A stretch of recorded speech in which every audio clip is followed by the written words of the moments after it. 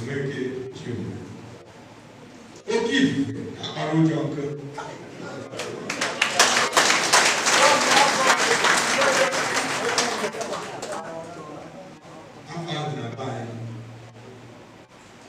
Look at my father there. I don't want to see it. My papa no go there. All you people. Who go on there? You go chill. No go on as more because no more of your body here. No go to jail as regents for about 9 years up till 2021. The Zela was not a buying court. So, Okife, give war, and answer. More governorship candidates, all progressive candidates, applicant, I need to tell politics, not one man, one vote. I need to tell politics. I was governed by one on one. Eventually, we back it up. Go our round. I deliver from 11 o'clock in the morning till 4:20. I now back because I have an appointment about that. Street by street, market by market, shop by shop. I put wine, Ekenea, grow wine. Me here as an Igbo. I don't like people who are kind of talk. I don't like Obalo good, Yabalo Coco. All kind of people was as effect. I went there on the PDP. Who looked at by 1999, the entire Southeast was PDP. I never I say about what I say about what I say I say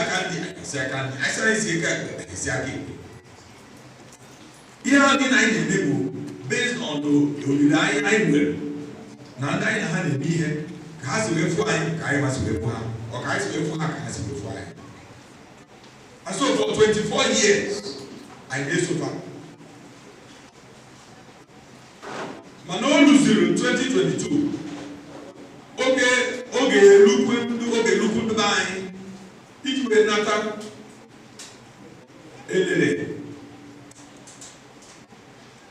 Ulu dinner was society PDP support but I need PDP. And when you know where it's what you would there. And even I won't be here the day. Alex said, come on, the day. Every year I mean, getting the go to get with that. And Lucia 2021, 2022, the way we always go in awareness.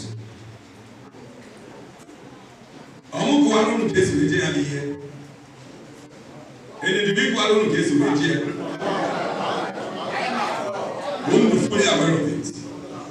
I hear some of our people. If we hear about men, I didn't tell you well. All we know to accord. Now I believe. Everybody here to be I had that too. I'm a young woman. The group I can't wait there now. More than two is out of my father. He told me that he had about when I would go. Agreement behind the end package will be. Manai, this is a way to carry on way who's our member when I go. The destiny then I will put the case with the PDP. I'm not going to say to realize yes, possible. More than fair as a party. That idea. Party now Marochuku. Party now Bro Ndezi Woman Adoria. Okusureba. And that was why our brother P2B and people like him, that was how they had to live. Happy there, happy here. Nasi in the Bible. Ndadu hanajo me papa. Ndadu hanajo me papa. That is the truth of the matter. anyị masị na ya chọrọ PDP ọ PDP si na chọrọzi anyị ike kwere na akwụkwọ vidio ebe dị presidential candidate meghere ọnụ na-agba ndị be ha na ha chọrọ ndị be anyị unu fụrụ ya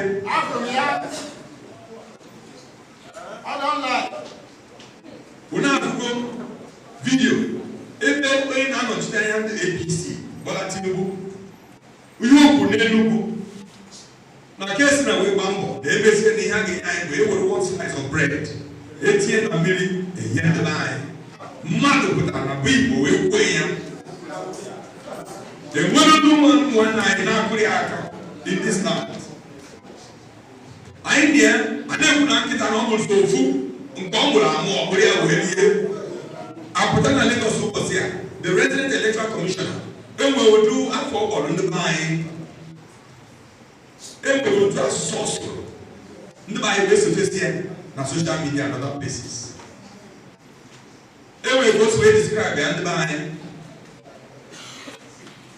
na-asị ndị be anyị biko ndị ajụrụ ha na-ajụ onwe fa kedu ihe ndị be anyị ji wee na-atụ egwu ịza afa nna anyị unu cheki ya ndị South West ka ha si wee mie enwere ka ha si wee mie oge demokrasi bidoro na 1999 ka esi wee mie bụ na ha bido with a party a na-akpọ Alliance for Democracy AD ha nọ be ha ka abụgasị wee nọrọ anyị ha nọkọta meghere ya baptizim zakata AD zawazia AC zakata AC emerikwa ya baptizim ọzọ baptizim na-asọ ha ka nnu ha kpọkwa ya ACN National Congress of Nigeria a na-ekwu na akpọrọ ya ACN 3 times in how many years echekwa May Alliance ọzọ ya APC another this APC check ya na appointment dị na na-eme funa enwe ihe eji ndị anyị kpọrọ enwebe onye Igbo ọbụla afindịrị wọdi na o zuru ezu na o jere akwụkwọ enough na ọ pụrụ ụzọ enwebe onye ọbụla afọ na ọ dị wọdi ihe any of the 13 security agencies in Nigeria onwe nwere esikwu ụwa ọ bụ ndị be anyị na-emekweta anyị unu ege ntị wee dote oge onye na-achịkịta ụdị afọ kpọrọ anyị na anyị bụ dọt na onwere ha anyị bụ na enweghị ọbụla anyị nwere ike ikpe na enweghị ebe anyị ji azụ eje ebutere ha n'ihe oge ahụ eji m na TV wee gwe ihe nchọrọ igwe about leadership nwoke eghere eghe nwoke eghere ọchịchị eghere anya ana uche nke ogere na ọchịgoro ajụ ihe na-abịa na Naịjirịa ọ dịka onye Chukwu kwuru ọnụ abụkwanye ihe nchọrọ igwe nọ papa ka o kwesịrị ịbụ nọ statesman ka o kwesịrị ịbụ ana o kwesịrị na-atụ Chineke mma mma n'ihe ha na-achọ for how many years na Chineke mechere mere ebere wee nye o kwesịrị iji egwe na-emegbu anybody o kwesịrị iji egwe na-akpọrọ anybody o kwesịrị iji egwe na-agwọ ndị mmadụ ịba a na-agwa anyị na Nigeria ekwuru m openly if you go on YouTube and check Frank Nweke Jr. on Buhari on AIT on June 2021 or thereabouts, you will see it there. It's about 5 minutes. See here, give me a minute. I am not afraid to answer my father's name. I am an Igbo man. I have no apology. When you come home, all you need to come and say, "Oh, we may have to am." You don't take what you do. You got to take it to the in 2020, how many of you remember? Now this president, no the National Assembly. We're in the National Assembly. How many approve? Can I never know of $22.2 billion? We list here 400 projects all over Nigeria. Not one was in Southeast Nigeria. Mana oge a ga-abụ echie I guess we will go here because I got 9 people in Nigeria. When Egypt use here, out of 400 projects, there was a single one, not one, was cited in any part of Igbo land. Not one. As our brother P2B says, go and verify. Here can some of us next year, Simba, the Hakaria. Now, and I didn't want to return because I could see it after me and the Furia and the gate here. We anticipate a big land. I'm going to APC and I'm going to buy a habit. People like Ken Naman, when you want and do to I'm in the PDP, I already saw it clearly. I'm going to buy. Even though mine are qualified, even though the constitutional Hamwell, who's 9 good. I knew it. Oh, yeah, I knew it. Because of my interest in politics, the not I can continue. No, come, Kanje, Kanke Bogene, Kada.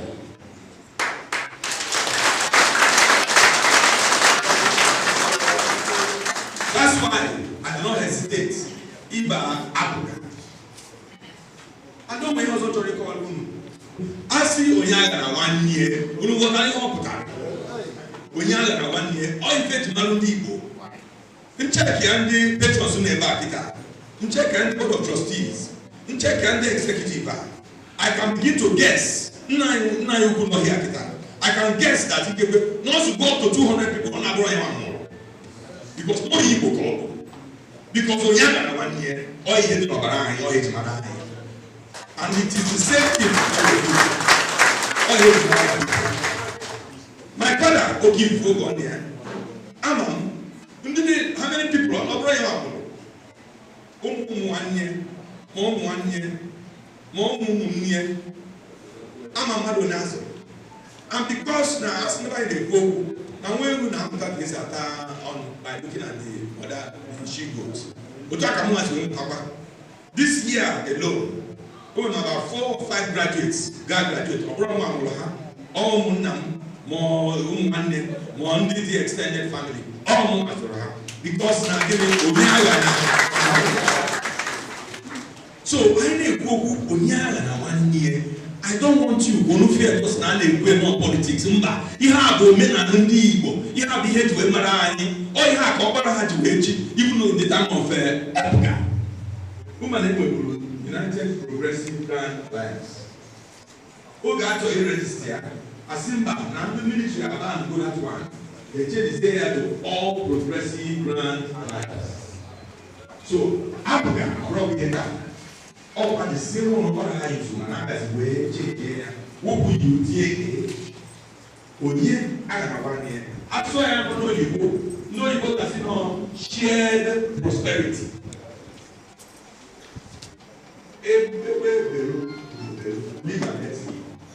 Now, I don't more. In a Boku, in a Boku security. Although one, I say, what you want offense. See again, about security. Security will not be very mana. I'm told you, one now, no, have bad, and other people, how will really have how will really handle how will one put you down, opening up security, over security can carry out. Nobody they go on the right of 4 years ago, about to walk and call.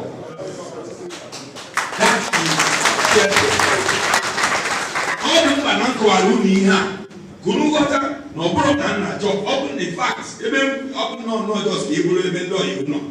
I'm a Sousa, I'm a Syruba, I'm a Sibo, I'm a Sunama French. If we, you can say because they go to the Prime Minister. He's no even the governors and other people who are APC. I don't belong there. I chose deliberately to come to my people, to be with my people. And no matter what happens, I will remain with my people.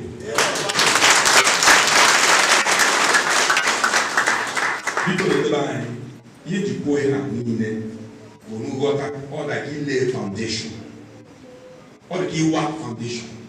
Who June go there first of all. When got and they go up there. Now, God guy, when got what it means. I see we young and one day, when got I hope. Having said that,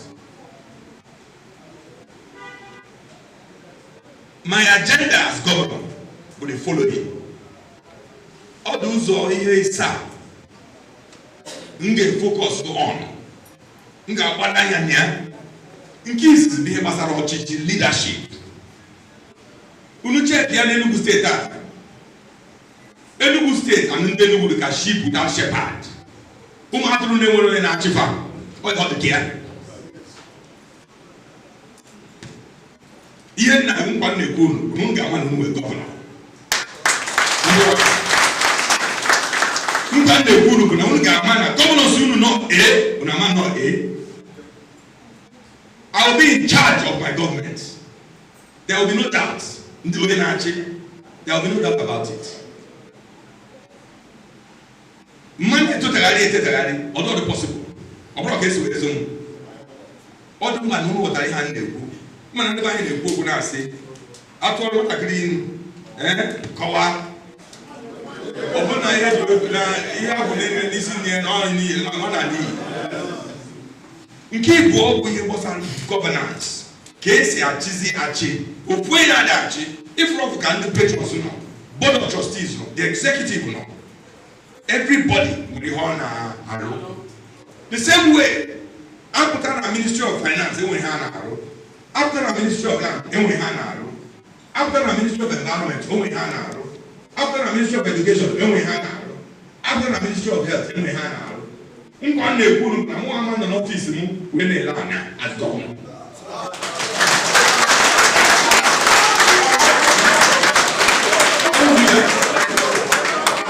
All equal to office, all equal to the prestige and of that office called. Now, more about Arrow executive governor of Enugu State. Just why they are I'm on office.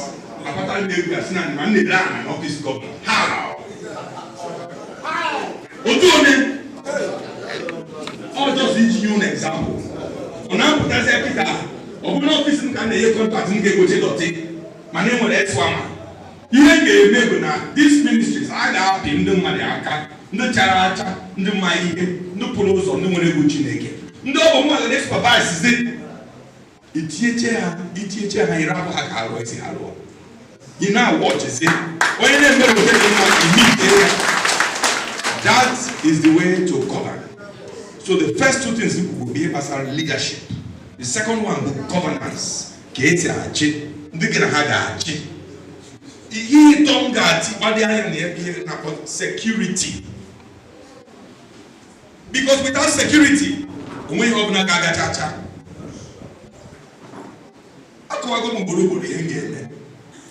And I'll tell you in very short time. You check your data. Enugu State, within security there, Kita, or the robot to have for. And when the police, and when the army, and when the TSS, and under the number of them more, how much is it one more? How much have? And open up at the case by Nweke Jr. Case by how much magic? Who will take for the solid achievement actually? If we can need say stadium, Johnson will win the stadium. We have no police never. We have no Tiba. We have no police never. We have a zoo. We have no police never. We have the Holy Ghost. We have no police never. We have a junction. All avenue by Holy Ghost. We have no police never. If we have a own park, we have no police never. These cars and vehicles were provided by the state government. Communication equipment on here. Ndị na-ele ajọ erudo, ndị na-akpa ajọ uche. Ha pụtara sị na ndị eke nọkwa ya macha n'ike. Ka ebe ụlọ ahụ niile dị. Ka ebe all that communication equipment dị. Ihe a niile, I will bring it back.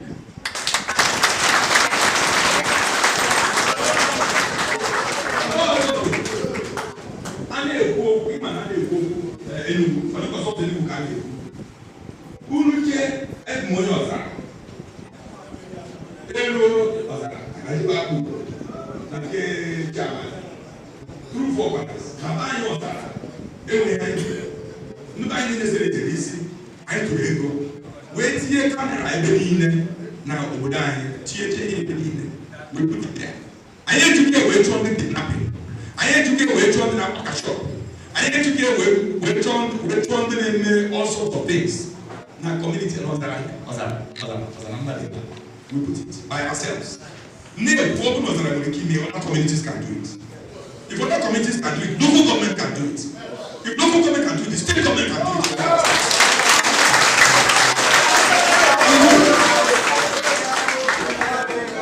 I'll do it. So I can clear about it. Here was our technology. Because we try to get enjoy my name na GRA. I'm very phone to go to my house. I'm not feeling in a room in Abuja. Enjoy my name in Abuja. Mayor, I'm not feeling in Abuja. Or 24th century time. Our brother will go technology change the hand in it. Phone now no educator. Yeah. You put a computer at the table. You have computer game this phone game here. Now people as a state government, England will take the hard here. England they go to the government of Enugu State. The Enugu State government never have that. And if you go around Mbodi, if you go around Mbodi, and the mind in Haga, then when they back for 3 weeks or 4 weeks ago, na TV, I can tell you, you put away the time. And I do Muslim. He had in we take against you, they go get where they are. See, and Enugu State will go. Enugu will go. And can give you an example? Now, budget 2022. Here, Enugu was 10 billion. Million for Enugu was 10 billion. Last year, 2022. I'm going to be in a bad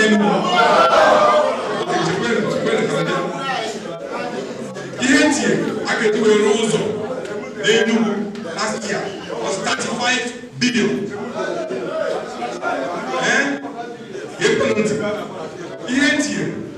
Maka science and technology was 680 million.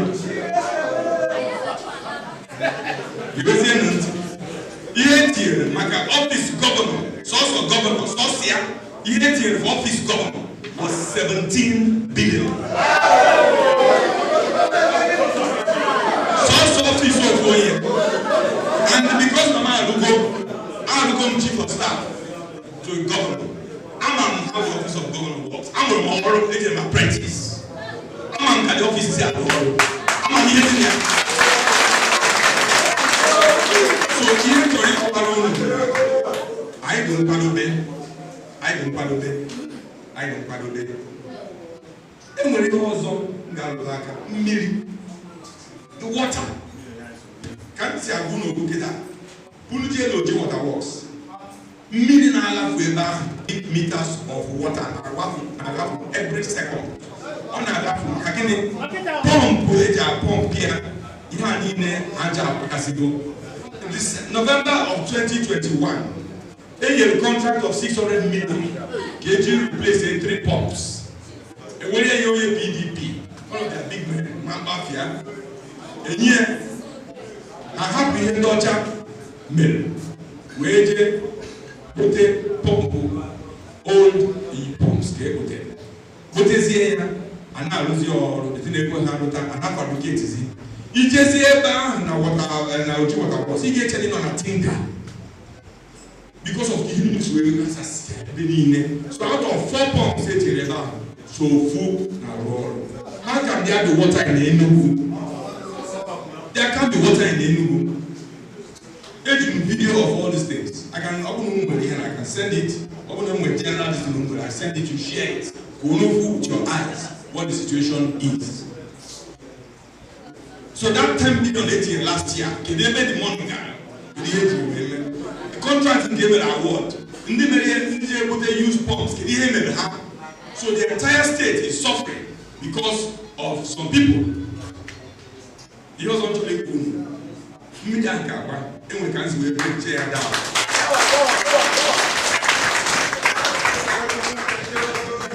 The last time I saw a woman, he was an Ugo Enugu State teacher.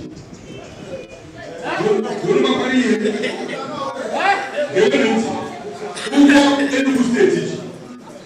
Ugo Enugu State teacher in Naira is 70 billion Naira. And Kenya, each person, Ugo didn't see each person, including myself, is 23,000. Don't please. Each person.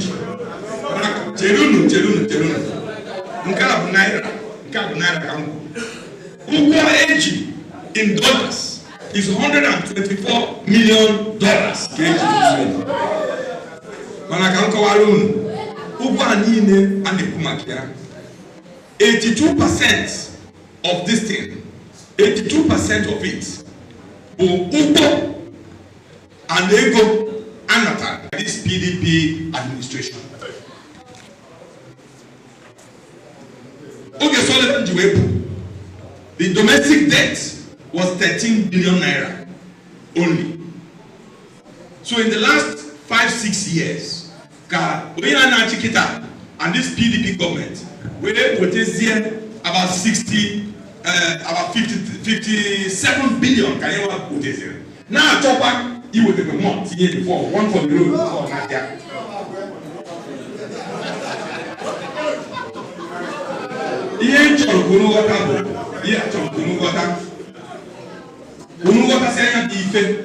So that una padogo ogademu mama chombu water ifunu geji makia we kwado apga we kwado akumweke we kwado okelo mu yutu na eba am to kai go te mu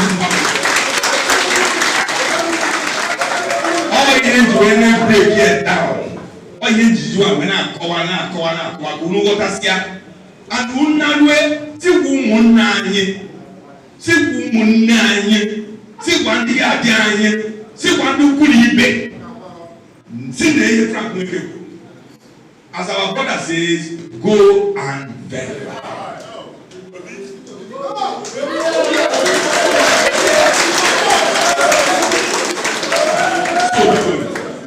One thing I have to say is this. Actually, local government system. Why now am I hearing a local government system in Enugu State today? Any constitution, the local government system how lozo, how doti, how parks, how so many things under the constitution, which is why local government every month. Man,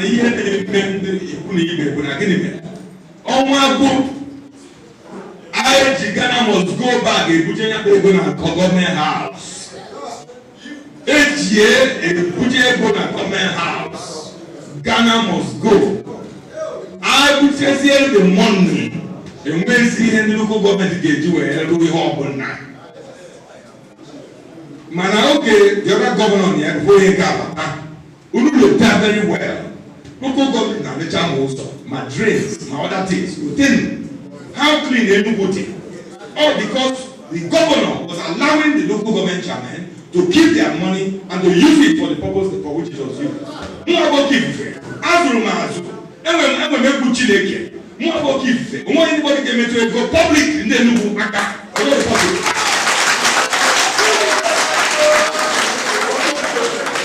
Watch and see what will happen. Man, the local government I can show no do what I find go. Ndi Gucci ndi obu man, ndi man his service ijozi obo. No for enrichment. No opportunity for you to marry more wives. Or opportunity for you to build hotels or you to go jeep and other things. No service. Go. All my yama borunga was governor each of that local government chairman and chairwoman. Cha. And I will hold them accountable. I got more in charge. So biko ekele m unu amaala ya ukwu ndeta n'ụla ka a bi ihe n'ụla na chi efogo Titi ama bụ oke ifufe Frank Nweke Jr.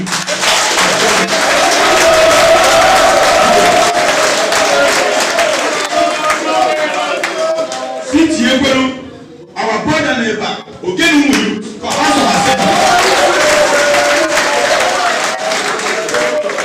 and unu watch ya I hope you will have the implication of you would man go get a youth an indigenous of Anambra but born here and resident here Koburiama they take that house of assembly all Konungota Udumado Udu party Abgabo Udumado Mbo and the kind of policies you can expect to see if you see what community everywhere.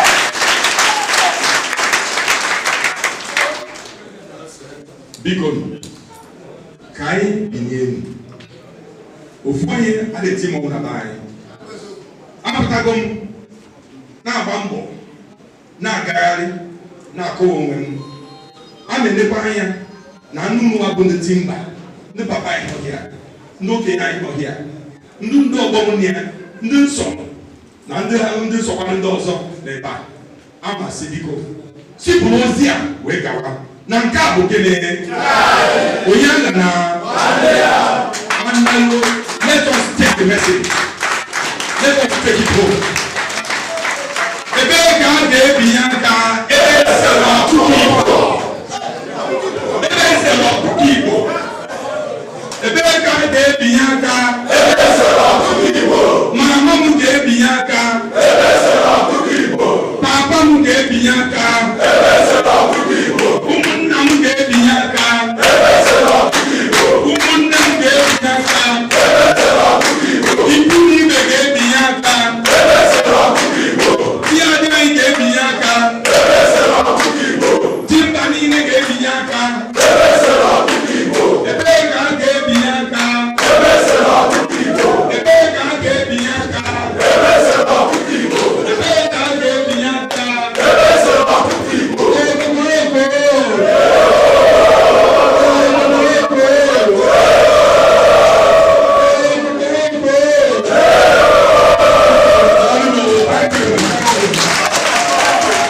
Tụnyere Frank Nweke Jr. tụnyere Apga ebe siri ọkụkọ.